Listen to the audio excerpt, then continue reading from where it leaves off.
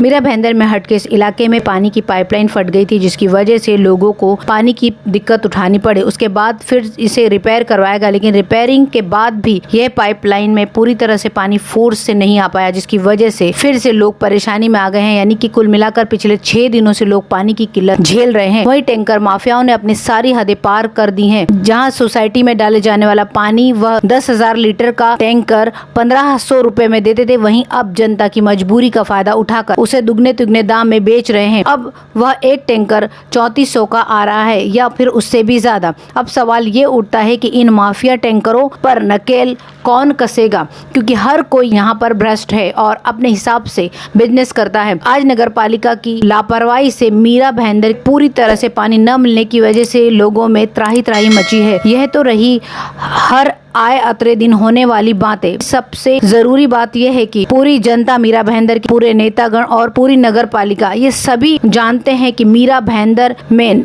पानी का अपना खुद का सोर्स नहीं है। यहाँ पानी दूसरी जगहों से आता है। इसी वजह से मीरा भाईंदर में निवासियों को पानी की किल्लत हमेशा रहती है, लेकिन उसके बावजूद नगर पालिका नई बिल्डिंगों के बनने की परमिशन क्यों देती है? क्या जब तक मीरा भाईंदर में पानी की आपूर्ति पूरी नहीं हो जाती तब तक क्या बिल्डिंग की परमिशन देना जरूरी है? क्या नए कंस्ट्रक्शन में पानी नहीं लगता है? अगर ये सवाल कभी पूछा भी जाता है, टैंकर वाला कहता है कि ये बावड़ी का पानी है जो बहुत कम होता है। अक्सर ये पानी जो खरीदा जाता है वो नगर पालिका के यहाँ से ही होता है, यानी कि कहीं ना कहीं ये पानी की ब्लैक मार्केटिंग होती है। हर बार नेता बिजली, शिक्षा और पानी के मुद्दे पर चुनाव जीतते हैं और बाद में वह मुद्दों पर मुश्किल से 10% ही काम होता है और सारी चीजें वहीं की वहीं धरी की धरी रह जाती हैं। अब इस तरह की जनता के मुद्दे कब हल होंगे ये कोई नहीं जानता, क्योंकि यहाँ सबको कमाने की पड़ी है, इससे ज्यादा कुछ नहीं। सभी इस कोरोना काल और लॉकडाउन में आपदा में अवसर बनाने की होड़ में लगे हुए हैं।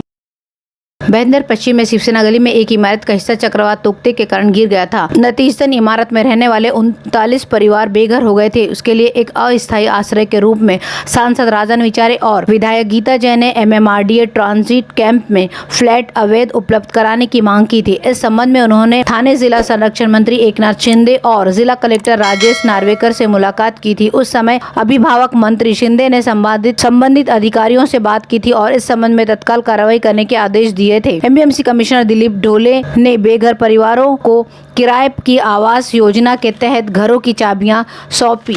इस अवसर पर सांसद राजन विचारे, विधायक गीता जैन, प्रतिपक्ष प्रवीण पाटिल, समूह नेता नीलम धवन, स्थानीय नगर सेवक रवि व्यास आदि उपस्थित थे।